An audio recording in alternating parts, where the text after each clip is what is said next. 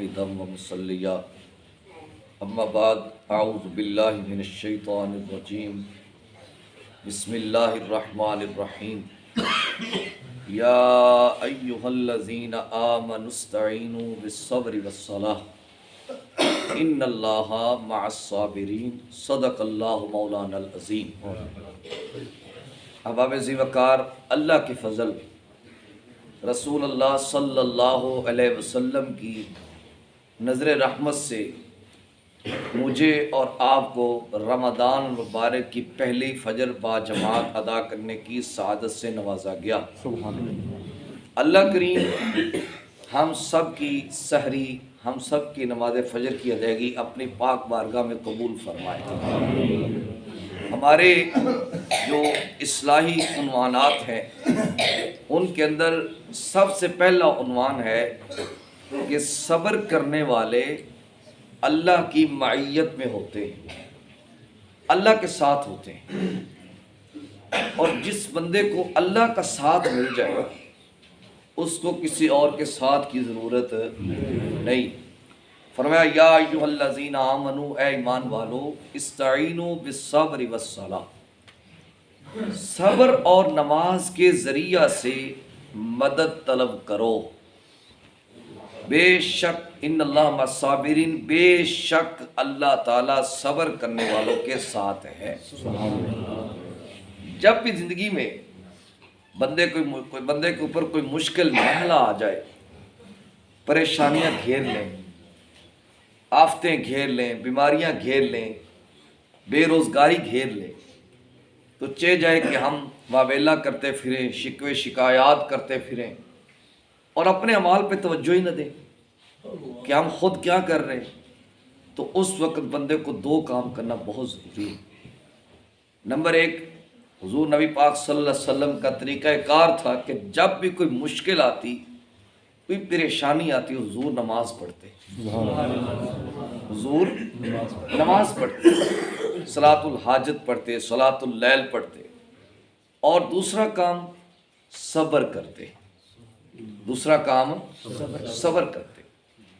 اب دیکھیں ہمارے ہاں جو صبر ہے نا، جس کو ہم صبر سمجھتے ہیں کہ اگر کوئی کسی کے ساتھ خدا نہ خواستہ جھگڑا ہو جائے، لڑائی ہو جائے، فسادات ہو جائے، تو اگر کوئی دروازے کے اوپر آ جائے معافی مانگنے کے لیے، تو پہلے ہم لمبی ساری فہرست سنا دیتے ہیں، تو نے یہ بھی کیا، میں نے پھر بھی درگزر کیا، تو نے یہ بھی کیا، میں نے پھر بھی درگزر کیا، تو نے یہ بھی کیا، یہ بھی کیا، یہ بھی کیا، یہ بھی کیا، اینڈ پہ کہہ دیتے ہیں ابھی بھی میرا صبر ہے، جبکہ یہ صبر کی تعریف کے خلاف ہے، صبر کی تعریف کے خلاف۔ صبر کیا ہے؟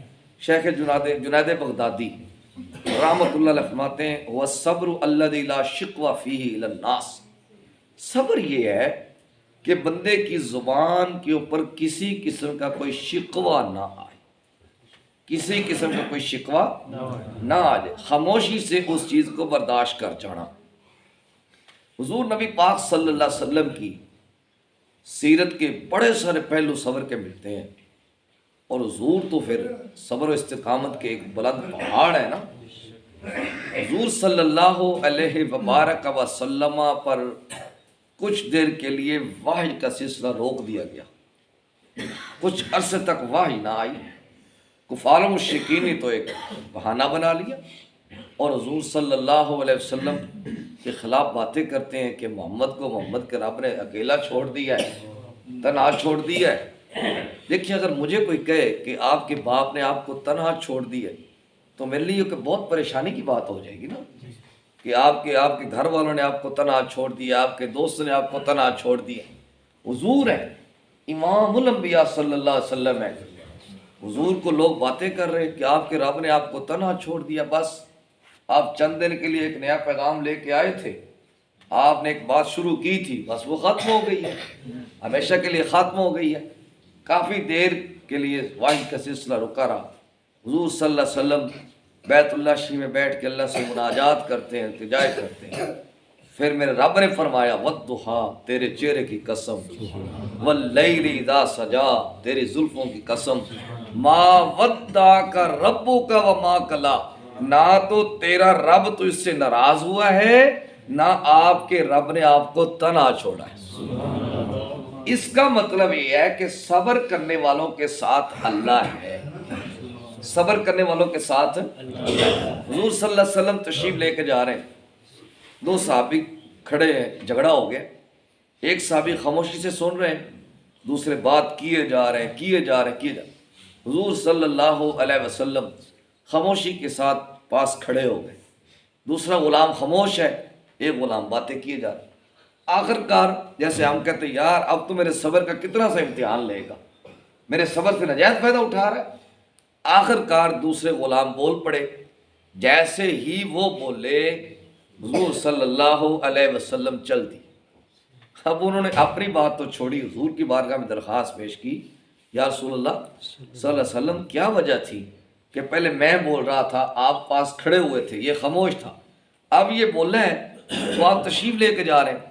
حضور صلی اللہ علیہ وبارک وسلم نے فرمایا جب تک یہ خاموش تھا اس کی طرف سے جبریل جواب دے رہے تھے، اس کی طرف سے جبریل جواب دے رہے تھے، اللہ کی تائید حاصل ہو گئی تھی۔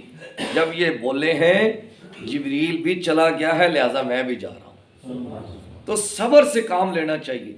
ہمارا تھوڑا سا مسئلہ بن جائے، بچے کا میڈیکل کلیئر نہیں ہو رہا، بے صبر ہو جاتے ہیں، بچہ جی فلاں چیز سے ڈر جاتا ہے، بے صبر ہو جاتے ہیں۔ نفسیات کے ڈاکٹروں کے پاس جائیں، لوگ بڑے بڑے مریض آتے ہیں، امام حسین رضی اللہ تعالی عنہ کی سیرت پڑھ کے دیکھ لیا کرے، ہمارا بیٹا بیمار ہو جائے ہمیں کچھ بھی یاد نہیں رہتا، واقعتاً یہ فطری تقاضا ہے، اولاد کی محبت اللہ کی پیدا کرتا ہے۔ لیکن سیدنا زین العابدین رضی اللہ تعالی عنہ کو شدید بخار تھا، اس کے باوجود امام حسین کے صبر میں کوئی اکتاہٹ نہیں آئی، آپ ڈٹ کے کھڑے رہے۔ اور جب بندے کے ساتھ بیٹیاں ہوں تو بندہ بات کرنے سے کرنی کتراتا ہے کہ یار میرے ساتھ لیڈیز ہیں، میرے ساتھ بیٹیاں ہیں، میری بہنیں۔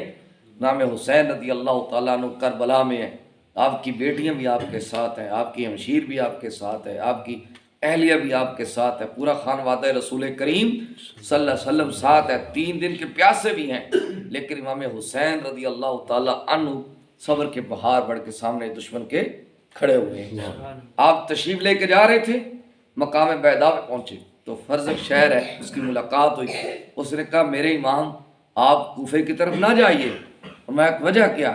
کہا حضور ان کے دل آپ کے ساتھ ہیں، تلوار یزید کے ساتھ ہیں۔ فرمایا دلیل کیا ہے؟ تو اس نے کہا کہ آپ کے بھائی حضرت مسلم بن عقیل رضی اللہ تعالی عنہ کا لاشا میں لٹکتا ہوا دیکھ کے آیا ہوں۔ تو امام حسین رضی اللہ تعالی عنہ نے گھوڑے کو ایڈی لگائی اور ساتھ ارشاد فرمایا مجھے یہ بتا میرا بھائی کسی کے سامنے جھکا تو نہیں ہے نا؟ میرا بھائی کسی کے سامنے جھکا تو نہیں ہے؟ حضرت عبداللہ ابن زبیر رضی اللہ تعالیٰ صدیق اکبر رضی اللہ تعالیٰ کے نواز سے ہیں۔ جب امام حسین کے بعد ان سے یزیدیوں کی لڑائی ہوتی ہے تو یہ اپنی والدہ ماجدہ سے مشورے کے لیے آتے ہیں۔ ایک ماں کو پتہ ہے میرے بیٹے نے چلے جانا ہے، وہ اماں سے مشورہ کر لے کے آتے ہیں، اماں بھی تو حضرت صدیق کی بیٹی ہے نا، تو مشورہ کرتے ہیں اماں جان اب میں کیا کروں، دشمن کا مقابلہ ہے۔ میں بیٹا تیر سینے پہ کھانا پشت پہ نہ کھانا، سبحان اللہ، تیر سینے پہ کھانا پشت پہ نہ کھانا، یہ ہمارے بڑوں کے صبر ہے، یہ ہمارے بڑوں کے حوصلے ہیں جو ہمیں افزا بخشتے ہیں اور ہمیں ایک تقویت بخشتے ہیں کہ ہمارا ذہن اس طرح مضبوط ہونا چاہیے، چھوٹی چھوٹی بات پہ گھبرا نہیں جانا چاہیے۔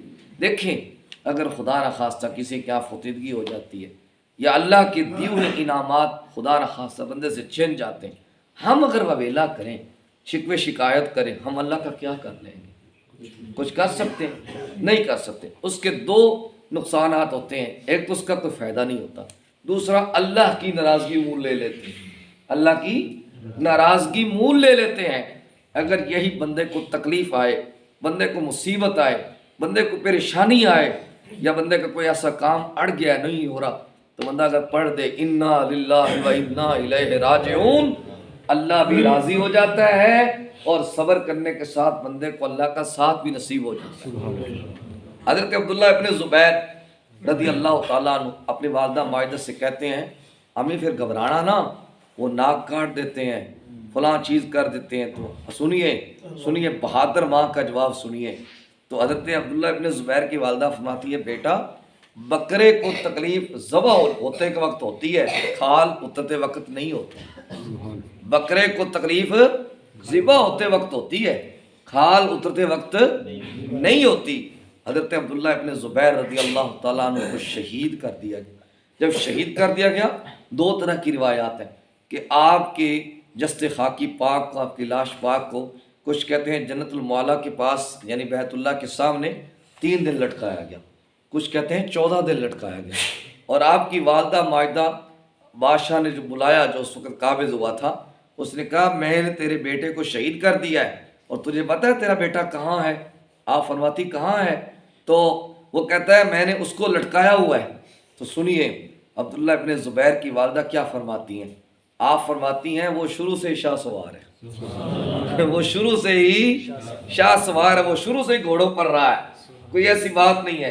تو بادشاہ کہتا تھا اتنی قوت عبداللہ ابن زبیر کے تلوار میں نہیں تھی جتنی ان کے اماں کے الفاظ میں تھی. تو اس لیے صبر کا دامن کبھی بھی نہیں چھوٹنا چاہیے. صبر سے کام لیں، تحمل سے کام لیں. عارضی طور پہ تکلیف ضرور آتی ہے، پریشانی ضرور آتی ہے، لیکن بندے کو ہمیشہ کے لیے رب کا ساتھ نصیب ہو جاتا ہے. اگر تھوڑی سی تکلیف جھیلنے سے، تھوڑی سی مشکلات برداشت کرنے سے بندے کو اللہ کا ساتھ نصیب ہو جائے تو بندے کو اور کچھ بھی نہیں چاہیے. اور صبر 3 طرح کے ہوتے ہیں. نمبر 1 اپنے آپ کو حرام سے روکے رکھنا، اپنے آپ کو حرام سے روکے رکھنا یہ بھی صبر ہے. اور نمبر 2 اپنے نفس کو عبادت پر مجبور کرنا، اپنے نفس کو عبادت پر مجبور کرنا، تراویحوں کے لیے مجبور کرنا جو کہ آپ نہیں کرتے، تراویحوں کے لیے مجبور کرنا یہ بھی صبر ہے. اور اپنے نفس کو گناہ سے روکے رکھنا یہ بھی صبر ہے. ہم روزہ رکھتے ہیں، یقیناً یہ صبر ہی صبر ہے. روزہ رکھتے ہیں، گناہوں سے بچتے ہیں، کھانے پینے سے بچتے ہیں، اپنی آنکھوں کا غلط استعمال نہیں کرتے، زبان کا غلط استعمال نہیں کرتے، سماعتوں کا غلط استعمال نہیں کرتے، پاؤں کا غلط استعمال نہیں کرتے، ہاتھوں کا غلط استعمال نہیں کرتے، تو پھر بندے کو رب کا قرب نصیب ہوتا ہے. اللہ مجھے اور آپ کو دین متین کی سمجھ اور بوجھ عطا فرمائے. وصلی اللہ تعالی علی حبیبہ الاعلی سید الانبیاء محمد وعلی آلہ واصحابہ اجمعین برحمتک یا ارحم الراحمین.